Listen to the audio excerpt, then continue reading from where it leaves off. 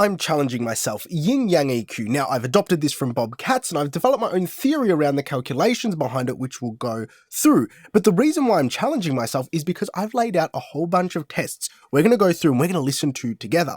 And as we go through these tests, I'll explain to you some of the use cases for different kinds of yin-yang EQ that I use in mastering, but also the tests are going to expose whether or not these theories and these applications I've been using over the past 10 years actually holds water all the time. Now, before we jump into this, the best newsletter for working audio professionals just got even better because I've been working over the last couple of months to give away free, juicy, usable things like my whole mastering project workflow. Okay, so this is a checklist of crossing your T's, dotting your I's, every step I do in a mastering session, all the thoughts, all the presets, all the sort of like decisions I have to make, all documented out in one checklist. You get that for free when you sign up to the newsletter. The mixing and mastering toolbox, you get that for free. And all my Valhalla vintage verb presets, you get that as well. So make sure you sign up to the best newsletter for working audio pros down below. Now let's jump into this. First, the calculation for yin-yang EQ. For me, I've always thought the center frequency is 1000 kilohertz because there's equally 4 audible octaves, 2000, 4000, 8000, 16000 above 1 kilohertz as much as there is below it. Okay, so you can go 500, 250, 125, 62 and a half. So there's an equal distribution of octaves below and above. So if I boost here at 4 kilohertz, it's the equivalent of going down to 250.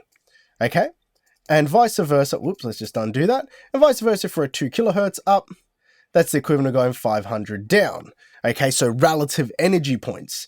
So we'll just go back there again. Okay, so that's the theory. Now, obviously, because it's an exponent, you've got more octaves below in the sub-frequencies at 31.25 and 16, but I'm going through the audible frequencies. So that's the yin-yang EQ basis. If I'm going to boost 250, I can also cut 4 kilohertz and vice versa. Now, this doesn't work the same way as shelving filters do because, I'll give you an example here. Here are 2 EQs, okay? That's been attenuated 3 decibels, and that's just a bell there. And if I go over to Plugin Doctor, you can see these 2 laid over each other are relatively the same EQ cut and the same phase distribution, okay? So what we'll do is we'll play back this AB, and you'll hear that it does relatively sound the same, but this isn't the same as necessarily as yin-yang EQ. So just take a listen to this.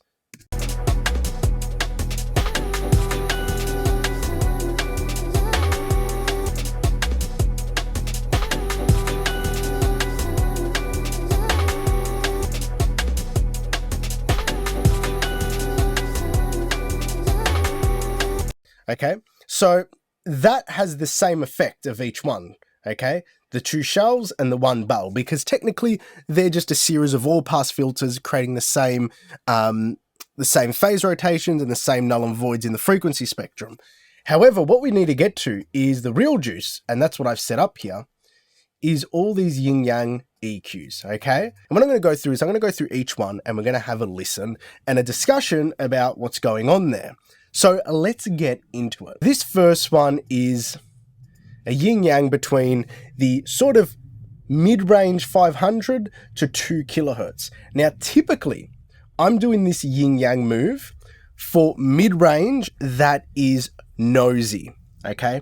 So by noisy, I mean typically guitars or vocals that are a bit honky around 2 kilohertz, like they're just poking a bit far out of the speaker. I'll tend to do a cut here or a boost at 500 hertz. Now, the material in question I've got here, which is issued by CD, is generally warm. So a yin-yang EQ move like this is only going to make it feel a little bit more muffled and warmed up. Now, I've got these level matched so we can hear, because it's really important. These are level matched to negative 21.5 decibels LUFS for the 4 bars. And I want to A-B these to take a listen and just see what sort of happens. Now, my anticipation is this is just going to get a bit more muddier, a bit more closed in. Let's have a listen.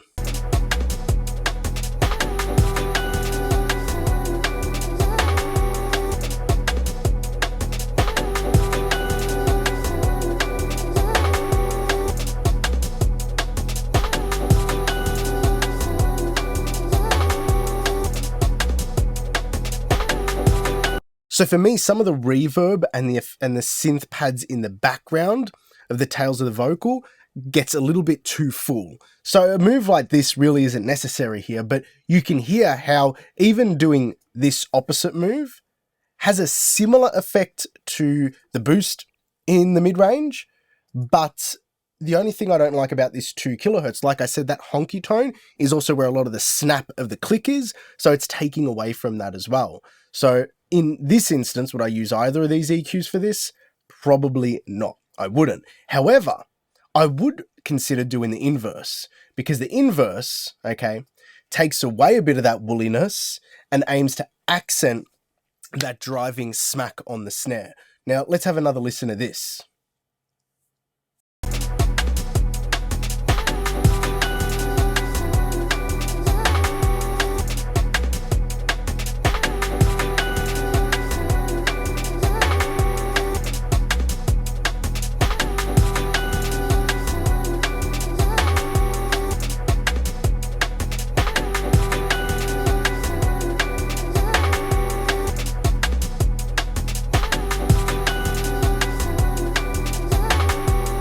You know, that rim click that's hitting, I actually get more out of it when I take away the 500 hertz and level match in opposition to just boosting the 2 kilohertz. So this cut here at 500 hertz has a more pronounced effect on that 2 kilohertz register in the mid-range than just boosting the 2 kilohertz does, because I have level matched these to negative 21.5 decibels. So when you boost the 2 kilohertz, the overall volume only comes up 0.1 dB. But when you cut the 500, I need to compensate that in gain by a whole decibel to reach the same equal loudness contour. And those low mids are masking, okay, that relative balance to my ear, are masking that snap on the click. We'll do that A-B again. We'll start with the B, the 2 kilohertz, and then we'll bump it to the A version with the 500 down.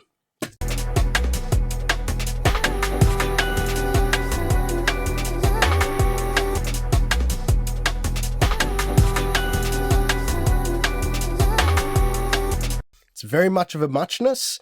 I like if I was the mastering engineer, I could go in two ways. This way here, boosting the 2 kilohertz, is a little bit more, keeps the integrity in the warmth of the mix. So if I was really conscious of the overall tone of the mixing engineer and they were like, we really like the mix, I'd be more prompted to boost 2 kilohertz.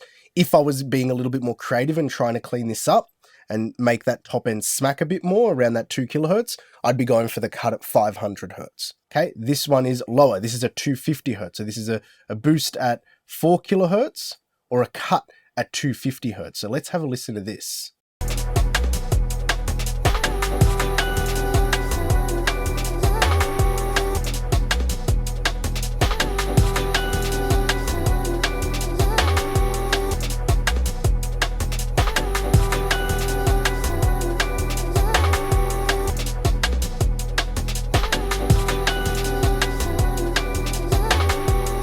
So to my ear, I wouldn't do either of these moves if I was mastering this. This cut to that 250, that sort of top of the low range and the bottom of the low mid range, it takes away a lot of the impact of the kick. Even when it's level matched and we boost it up for compensation, it takes away that transient of the kick. I don't really like it. And then if you go to that boost at 4 kilohertz, it makes the snare really bitey, really snappy. And again, I don't appreciate that. So again, an EQ move like this typically happens when the bass line, like if I've got a bass that's really woolly and I don't want to attenuate that 250, I might boost 4 kilohertz just to open it up if there's some reverb tail or a bit of sizzle from a snare or a hi-hat up there. It's a really easy way to just overall balance a master, but it can get out of hand very quickly because that 4 kilohertz is really sensitive to the ear. Now I've got, again, the opposite of that, where I've got the cut at 4 kilohertz and the boost at 250. And I'm really interested to hear this because this creatively, I reckon this 4 kilohertz cut creatively will make everything sound very warm and could work in some scenarios. But I'm also really interested to see if this 3 dB boosts to 250, because we have to also accommodate for the overall volume change, there's 0.7 dB in volume difference in overall loudness perception or LUFS, if that cut here is actually a more effective way to warm up the overall low end in opposition of boosting 250. Okay, so let's compare these two.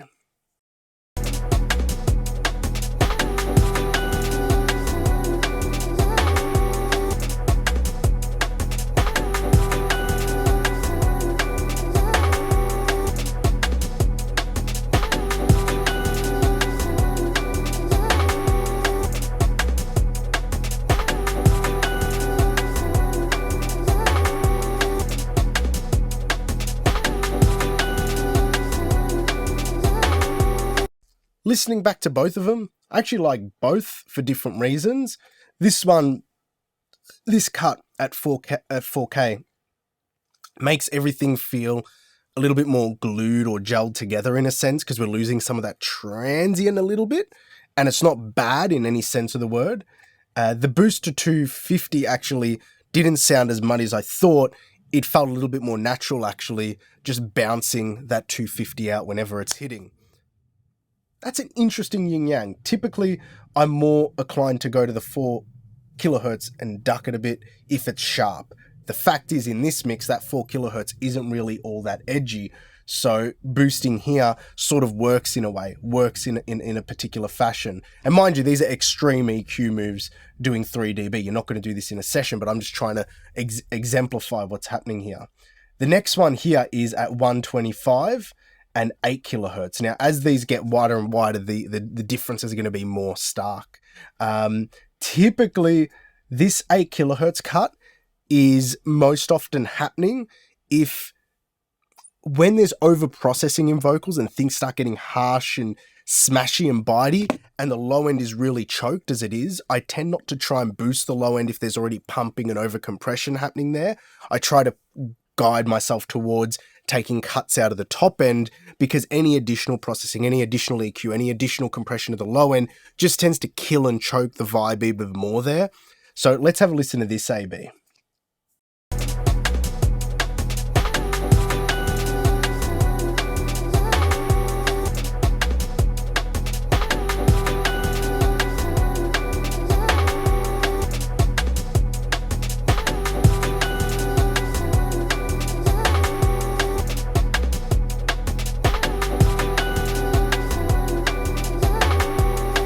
Listen to the low end. The low end on the 8 kilohertz cut is much more tidier and punchier.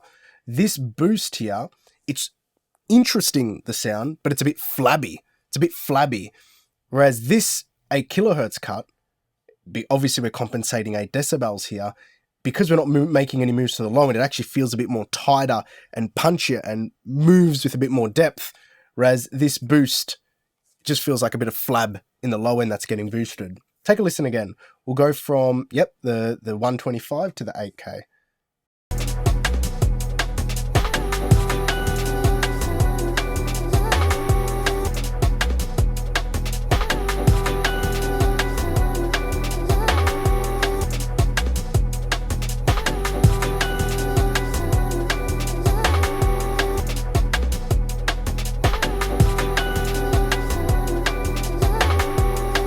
A bit tighter, it's just tidier way to do it.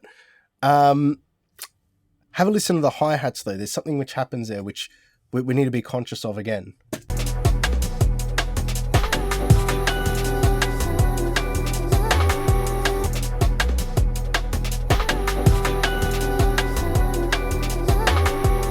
Now again, I'm going extreme on these examples, 3 dB. Now whilst the low end is tighter on the 8K, if the mixing engineer set the hi-hats at a particular level and they're very confident in it, this here, you'd have to be very careful about using, because it's taking quite a lot of energy and drive from the hi-hats. Now, I mix this, so I sort of know where things are meant to be sitting, and I can pick that out. But again, when you're using any EQ, you have to always think of what's the push and pull effect, and especially what are the intentions of the mix. For me, this EQ move is pretty dangerous. Despite it doing quite a nice job on the low end, that cut to the top end is making the low end feel quite nice, it's dangerous. and there's a fine line to sort of tread there. Okay, now we're going to go to the opposite, where this is going to aim to brighten it because we're going to cut the lows and boost the highs.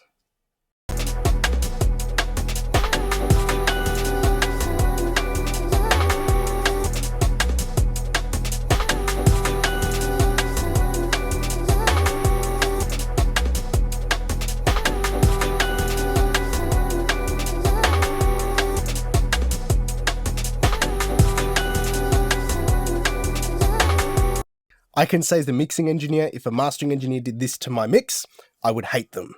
This is quite a dark, quite a warm, quite a moody track. Both these moves don't work in favor of it. You can hear the clear effect it has. Obviously, you cut that much 3 dBs out of the 125, it's going to feel overall a lot brighter, and vice versa, you boost the top end, it's going to make the low end a bit weaker. Now, this is a cool little note to note. Sometimes I get really boomy over-the-top mixes in the low end, and this little boost at 8-10K, given there's no sibilance. If there's no sibilance, this is a very safe move to overall balance the mix without having to cut the low end. You can just boost that 10K, that 8K, open it up. If there's no sibilance or harsh elements up there, and the low end starts to feel relatively quite nice. So you don't have to go cutting the low end, you can actually boost that top end area if there's no sibilance and stuff. So that's that one. Now we're going to go to the furthest extreme. 62.5 hertz boost against a 16 kilohertz cut. Let's take a listen.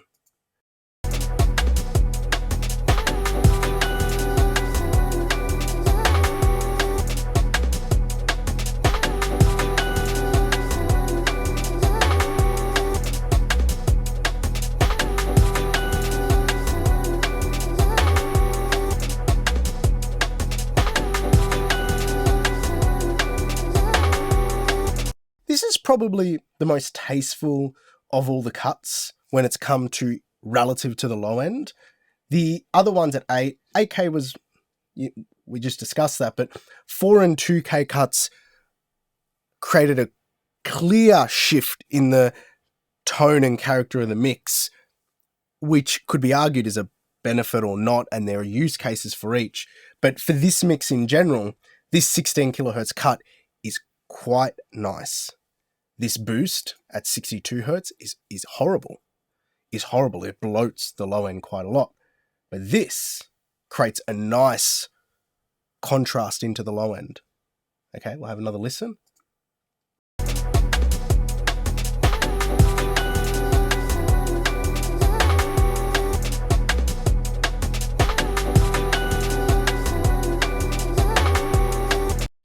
I quite like that. I quite like that. Now remember, all of these are gain matched, okay, to negative 21.5 LUFS before and after. Okay, now, to the last one. I'm going to do a cut in these subs and a boost in the very top end. Not sure how this is going to go. Let's have a listen.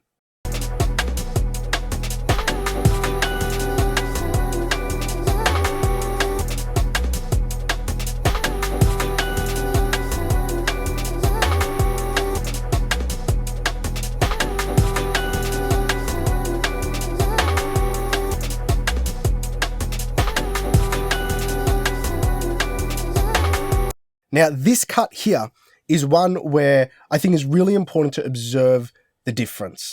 Because what's actually happening is we're getting a lot of air. A lot of air.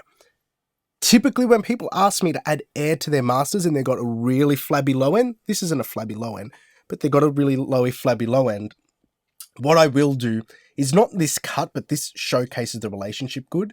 Typically, I'll put a high pass filter. Okay, and getting rid of that sub energy opens up the top end really nicely. So what we'll do is we'll actually listen again. Where's my B version? There we are. We're going to turn you on and have a listen to how the air opens from here to here. Okay, it's going to be nice top end air here. Here you hear the boost clearly, but here is a nice compensation. Doesn't do any favors for the low end for this particular mix because it's quite tight, but just listen to the air.